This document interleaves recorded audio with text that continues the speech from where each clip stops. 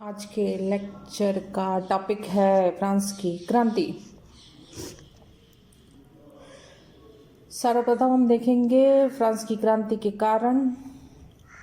तो फ्रांस की राज्य क्रांति किसी एक कारण से नहीं और न सिर्फ अत्याचार के विरुद्ध हुई और न असमानता के। इसके पीछे कई कारण हैं, जिसमें राजनीतिक, प्रशासनिक, सामाजिक, आर्थिक और भौतिक कारण निहित है। सबसे पहले हम देखेंगे राजनीतिक कारण। फ्रांस में स्वेच्छाचारी निरंकुश शासन की एक अजीब सी परंपरा।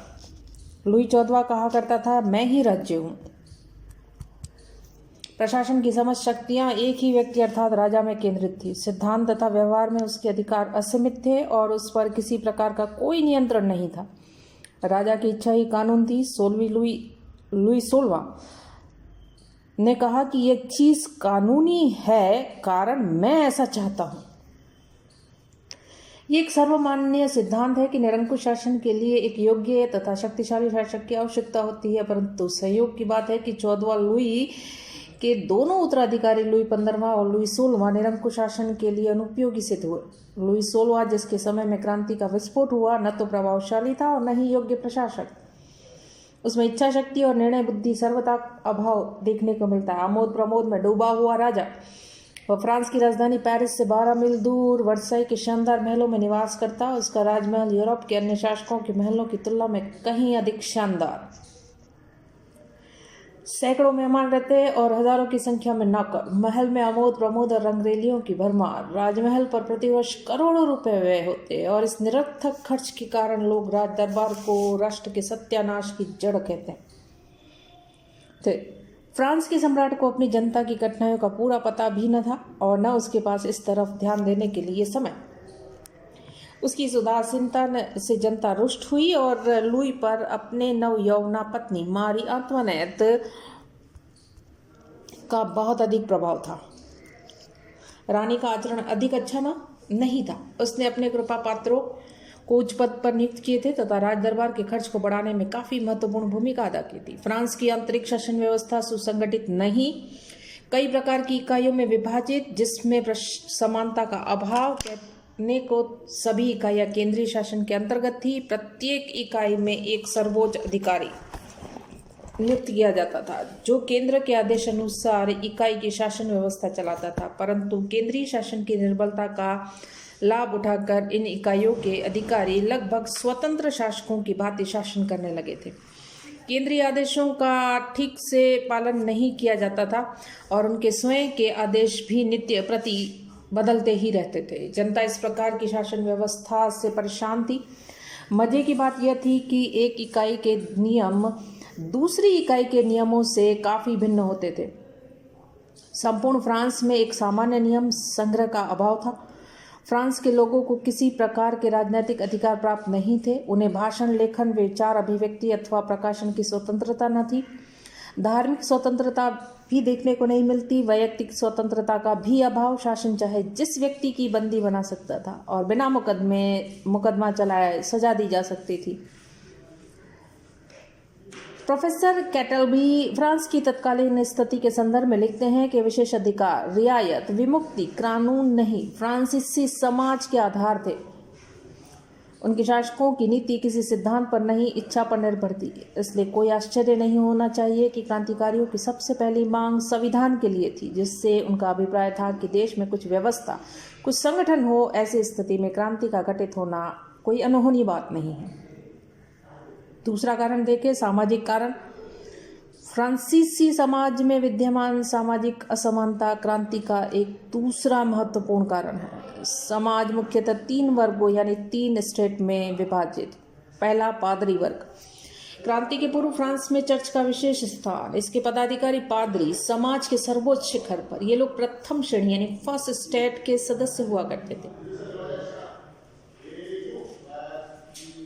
चर्च के अधिकारी काफी संपन्न तथा शक्तिशाली। फ्रांस की संपूर्ण जागीरी भूमि के 20% भूमि चर्च के अधिकार में थी, जिससे चर्च को बहुत अधिक आय होती थी और यह आय सरकारी करों से मुक्त थी। इस नियमित आय के अलावा कैथोलिक चर्च किसानों से सब प्रकार की फसलों पर धर्मांश भी वसूल करता था।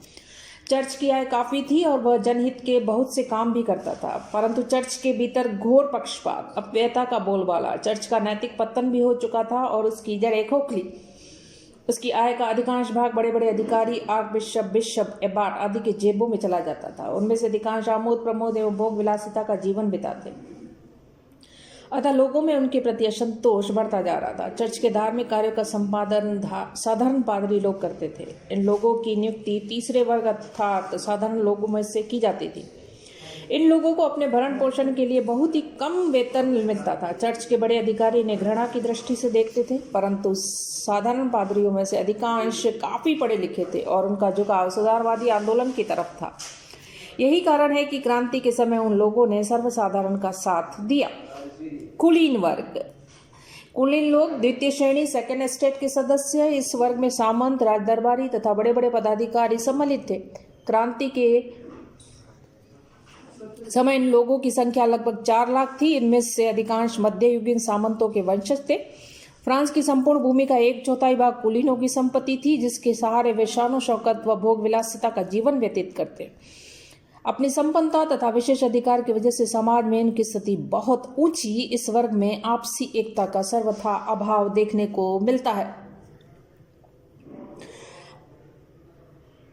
हेजन के मतानुसार सामंत के 2 वर्ग थे, एक सैनिक का और दूसरा न्यायाधीशों का। पहला वर्ग पुराने योद्धा सामंतों के वंशज और वे पीढ़ी दर पीढ़ी फ्रांस के राजाओं के सैनिक सेवा में रहते थे।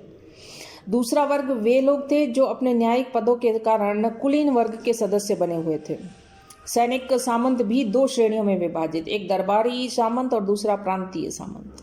यदि भी दरबारी सैनिक सामंतों की संख्या काफी कम, परंतु शानो शौकत और ऐश्वर्य प्रदर्शन में वे सबसे आगे।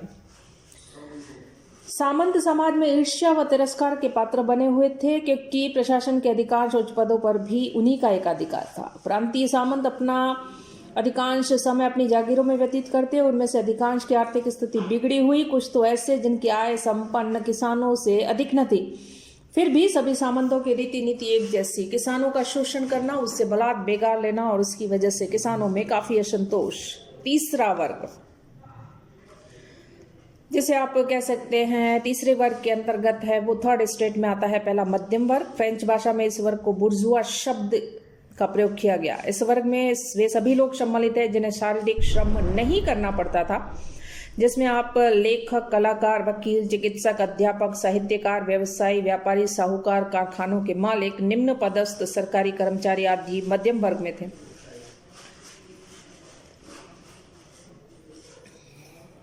इस वर्ग की आर्थिक दशा संतोषजनक, निम्न पदों पर इन्हीं का अधिकार।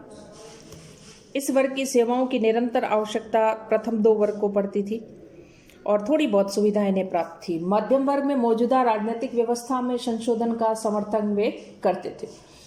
मध्यम वर्ग के इसी वर्ग में आता है शिल्पकार। बुर्जुआ वर्ग के नीचे शिल्पकार लोग हैं, इन्हें दस्तकार भी कहते थे। इनमें से अधिकांश नगरों में बसे हुए थे। ये लोग अपनी अपनी श्रेणियों में संगठित, परंतु सरकार की तरफ से उन्हें किसी प्रकार का प्रोत्साहन व संरक्षण नहीं। कुलीन वर्ग तथा पादरी वर्ग इसका निरंतर शोषण करता रहा, जो मौजूदा सामाजिक व्यवस्था से परेशान। कृषक वर्ग, आबादी अधिकांश कृषक वर्ग की, राज परिवार, शासन, कुलीन वर्ग, पादरी वर्ग का अधिकांश व्यय इसी वर्ग को सहन करना पड़ता था, परंतु उन्हें दयनीय जीवन व्यतीत करने के लिए मजबूर राज्य, चर्च, जागीरदार अनेक प्रकार के कर देने पड़ते थे। करों के अलावा उन्हें अधिकारियों तथा सामंतों की अनेक प्रकार की निःशुल्क सेवाएं करनी पड़ती थी, परंतु राजनीति और शासन में उनका कोई प्रभाव नहीं था। न तो उनके पास किसी प्रकार के अधिकार थे और न ही सुविधाएं। भूमि कर सख्ती से वसूल किया जाता था। अकाल अथवा कम पैदावार के दिनों में भी उन्हें किसी प्रकार की माफी अथवा छूट नहीं दी जाती थी। उन्हें दीनहीन जीवन बिताना पड़ता था। न तो उन्हें भरपेट भोजन ही नसीब होता था और न तन ढकने को वस्त्र। आमोद प्रमोद और भोग विलासिता उनके जीवन में कोसों दूर। इस प्रकार करों के भारी बोझ, किसानों की कमर टूटी हुई, उनकी आय का लगभग 85% कर के रूप में चला जाता था। फ्रांस में क्रांति हुई तो किसानों ने हृदय से उसका स्वागत किया और कुलीन वर्ग का सफाया करने में उनका पूरा सहयोग रहा। नेक्स्ट आता है आर्थिक कारण। फ्रांस की शोचनीय आर्थिक स्थिति क्रांति का मूल कारण बताया जाता है। आर्थिक स्थिति बिगड़ते बिगड़ते दिवालियापन तक पहुंची थी। 14वां लुई युद्ध और वर्साई के राजमहल के निर्माण ने सरकारी कोष खाली कर दिया। कर्ज का भार भी लाद दिया। 15वीं लुई की अयोग्यता से कर्ज और भी अधिक बढ़ा। 16वें लुई की शानो शौकत आमोद प्रमोद से सरकार दिवालिया हो गई। उसे कर्ज मिलना जब बंद हुआ तो स्थिति सुधारने की चिंता हुई, परंतु कुलीन वर्ग के षड्यंत्र के कारण कोई भी मंत्री कामयाब नहीं हो पाया। अंत में नए कर लगाने का निश्चय किया गया।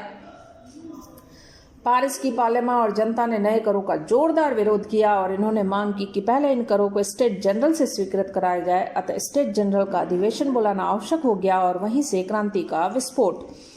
इस दृष्टि से फ्रांस की तत्कालीन आर्थिक स्थिति एक प्रमुख कारण बनी थी। नेक्स्ट आता है दार्शनिकों एवं विचारकों का योगदान। क्रांति के पूर्व फ्रांस में लेखक और विचारक तथा दार्शनिक हुए जिन्होंने जनता में मौजूदा व्यवस्था के विरुद्ध क्रांति की भावना को जागृत किया था। उसमें सबसे पहले आते हैं मॉन्टेस्क्यू 1685 से 1755।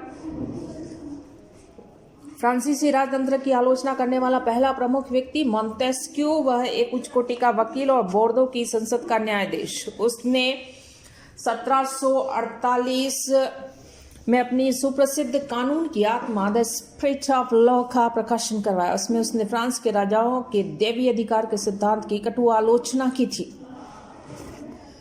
उनका मानना था कि निरंकुश शासन को समाप्त किया जाए। शासन 3 अंग कार्यपालिका, व्यवस्थापिका और न्यायपालिका के क्षेत्र में वित्त पृथक करना आवश्यक है। उसने शक्ति पार्थक्य के सिद्धांत का प्रतिपादन किया था और बतलाया कि ऐसा करने से तीनों शक्तियां एक दूसरे के अधिकारों को सीमित रखने में कामयाब होगी और इससे जनता के अधिकारों की रक्षा हो पाएगी। नेक्स्ट विचारक आते हैं वोल्टेरो 1694 टू 1788। कवि, लेखक, दार्शनिक, नाटककार, इतिहासकार, पत्रकार, आलोचक एवं व्यंग्यकार। अपनी आलोचना के कारण उसे बार बार कारावास की सजा भी भुगतनी पड़ी। वोल्टेरे को हर प्रकार के अत्याचार से घृणा थी। वह मानव स्वतंत्रता के समर्थक थे। उनकी लेखनी तलवार से भी अधिक सशक्त थी। उसकी शैली जितनी स्पष्ट थी उतनी ही नुकीली और तीखी भी। उसने अपनी लेखनी के द्वारा उस युग के अन्याय व अत्याचार, धार्मिक पक्षपात एवं निराधार विश्वासों के विरुद्ध दीर्घ काल तक संघर्ष किया था। हेजन के शब्दों में वह जो कुछ भी लिखता था उसमें उसकी आत्मा का उत्साह और उमंग प्रतिबिंबित रहती थी। कट्टू व्यंग के तीर छोड़ने में और धूल में मिला देने वाला वाक प्रहार करने में वह दक्ष था। वोल्टेरो ने सबसे अधिक प्रहार चर्च पर किया था। वह चर्च को बदनाम चीज कहकर पुकारता था। उसने धर्म के सभी बाह्य आडंबरों पर जोरदार खंडन किया और उसकी रचना 14वें लुई का इतिहास एक अनमोल कृति है। नेक्स्ट है रूसो 1712 से 1778। इसी युग के विचारकों में जीन जैक्स रूसो का स्थान सर्वोपरि। अपनी प्रारंभिक रचनाओं में रूसो ने यह विचार प्रस्तुत किया कि आदि मानव एक भला, न्यायशील तथा सुखी प्राणी था, किंतु सभ्यता ने उसे भ्रष्ट और पतित कर दिया। इसलिए सभ्यता की जड़ों को उखाड़ फेंकना चाहिए और एक आदर्श समाज का निर्माण करना चाहिए। रूसो ने अपने उपयुक्त क्रांतिकारी विचारों का अपनी सुप्रसिद्ध पुस्तक सामाजिक संविदा सोशल कॉन्ट्रैक्ट में विस्तार से उल्लेख किया है। पुस्तक का पहला वाक्य है, मनुष्य स्वतंत्र पैदा हुआ था किंतु वह सर्वत्र बंधनों से जकड़ा हुआ है। वास्तविक सत्य को प्रतिपादित करता है। रूसो के अनुसार सभी शासन सत्ताओं की उत्पत्ति एक संविदा के द्वारा हुई है, जिसे लोगों ने प्राकृतिक दशा में रहते समय किया था और जिसे वे इच्छानुसार बदल भी सकते थे। प्रभुत्व समस्त जनता में निवास करता है, न कि किसी व्यक्ति अथवा वर्ग में। सभी व्यक्ति स्वतंत्र और समान हैं। सरकार का कर्तव्य है प्रत्येक व्यक्ति के अधिकारों की रक्षा करना। यदि शासन और शासित में से कोई उसके विरुद्ध कार्य करे तो दूसरे को इस बात का अधिकार होगा कि वह उसे उचित दंड दे। रूसो के विचारों ने यूरोप के निरंकुश राज्यों की जड़ें खोदने में महत्वपूर्ण भूमिका अदा की। नेपोलियन ने तो यहाँ तक कहा कि यदि रूसो का जन्म न होता तो फ्रांस में राज्य क्रांति का होना असंभव था। अन्य विचारकों में देखें तो दिद्रो, अल्बेर एवं कैने आदि विचारकों ने भी लोगों को जागृत करने में अपना अपना योगदान दिया। दिद्रो ने एक विशाल ज्ञानकोश का संपादन किया जिसमें तत्कालीन युग के प्रमुख विद्वानों की रचनाएं संकलित थी। इसमें धर्म और राजनीति से संबंधित आलोचनात्मक लेख थे जिनमें से विद्रोह की गंध आ रही थी। राजतंत्र की निरंकुशता और स्वेच्छाचारिता, धर्म की अनैतिकता, सामंती व्यवस्था की अनुपयोगिता, सामाजिक असमानता, शासन की भ्रष्टता आदि पर कठोर प्रहार किए गए थे। इससे लोगों को एक नया दृष्टिकोण मिला। कुछ ऐसे अर्थशास्त्री भी हुए जिन्होंने व्यापार तथा कला कौशल के मार्ग में शासन की ओर से पैदा हुई रुकावटों का विरोध किया। उनका नारा था, सबको इच्छा अनुसार कार्य करने दो और शासन को कम से कम हस्तक्षेप करना चाहिए। वाणिज्यवादी नीति के विरोधी थे। ऐसे लोगों में क्वेसने प्रमुख था। अन्य लेखकों में इतिहासकार रेनाल तथा माबली के नाम उल्लेखनीय रूप से है। अन्य कारणों में देखें तो अमेरिका के स्वतंत्र संघर्ष में फ्रांस ने इंग्लैंड के विरुद्ध उपनिवेशों की सहायता दी थी। इस युद्ध के परिणाम स्वरूप फ्रांस के राजकोष पे भारी बोझ, उसकी आर्थिक स्थिति बिगड़ी, इसलिए सरकार को स्टेट जनरल की अधिवेशन बुलाना पड़ा। दूसरी तरफ इस संघर्ष में फ्रांस के हजारों स्वयंसेवकों ने, सैनिकों ने भी भाग लिया था। वापस स्वदेश आने के बाद उन लोगों ने फ्रांस के लोगों को भी क्रांति के लिए उत्साहित किया। अत्याचारी शासन के विरुद्ध कैसे लड़ा जाता है, इसका अनुभव इन लोगों ने प्राप्त कर लिया था। आयरलैंड के लोगों ने भी निरंकुश शासन के विरुद्ध आंदोलन करके 1779-82 की अवधि में काफ़ी सुविधाएं प्राप्त कर ली थी। उस उदाहरण का फ्रांसीसियों पर काफ़ी प्रभाव पड़ा और इंग्लैंड में संवैधानिक शासन तंत्र जिस सफलता के साथ काम कर रहा था, उसका भी फ्रांस की जनता पर गहरा प्रभाव पड़ा।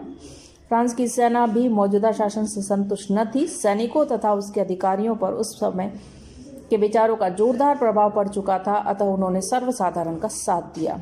स्पष्ट है कि फ्रांस की राज्य क्रांति किसी एक कारण का परिणाम न होकर सामाजिक, आर्थिक, प्रशासनिक, बौद्धिक आदि अनेक कारण थे। राज्य की विषम आर्थिक समस्याओं को क्रांति का तत्कालीन कारण माना जा सकता है।